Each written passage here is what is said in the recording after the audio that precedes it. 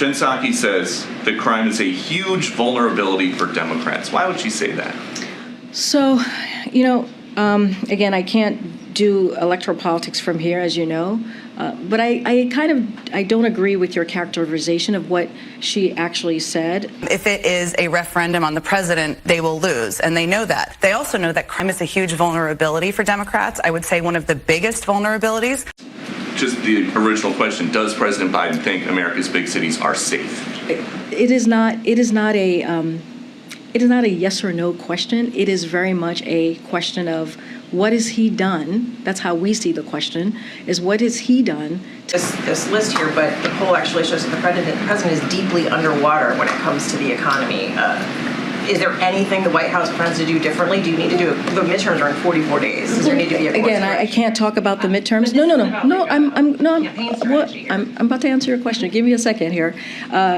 Again, I have to say this, right? I cannot talk about the midterms from here because you did mention the midterms. Think about the pieces of legislation that we have passed. They are very popular. The president hosting the Atlanta Braves today, wondering if you or the president has any thoughts about some of the controversial about the team name, the Braves name, the so-called Tomahawk Chop. Any thoughts on that? So, look, we believe that it's important to have this conversation, and Native American and Indigenous voices, they should be at the center of this conversation. About the new poll that was out this weekend, this ABC Washington Post poll, it shows 56% of Democrats want the party to nominate someone other than Biden, and for people under 40, 75% want the party to pick someone different.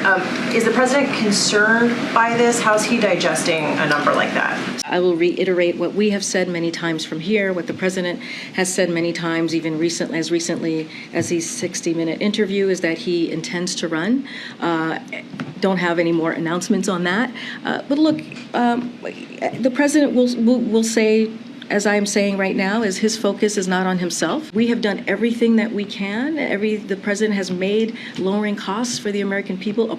You think about the Inflation Reduction Act, Republicans didn't vote for that. In fact, they put forth an agenda that wants to take away. So it's been about a month since the president unveiled his plan for the $10,000 to $20,000 of student loan forgiveness. And several state attorneys generals are planning, court challenges once this is unveiled.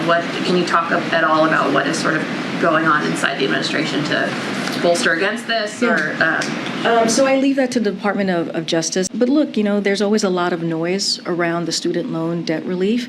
This is going to be an important step forward in giving people an opportunity to save some money and put money down on a house. Actually, the transition is really a transformation, a transformational opportunity. America seizing the opportunity to build this whole new industrial sector that will help the world decarbonize. On the issue of the president speaking with Governor DeSantis, we saw them side by side a little over a year ago when they were together with the Surfside incident and so forth.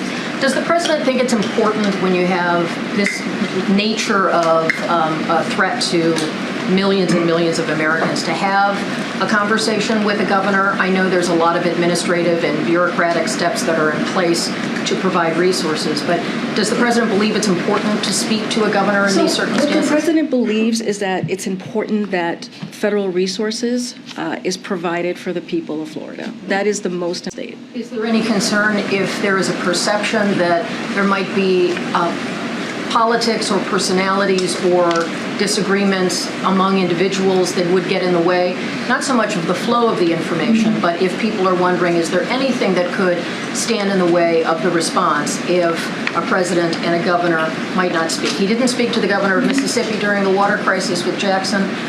Thus far has not spoken to Governor DeSantis. And that's a perfect example, Kelly-O, when you mentioned the governor of Mississippi.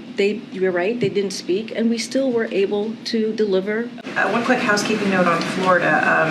You mentioned the FEMA plans. Has the president spoken to Governor DeSantis ahead of the storm? Does he plan to?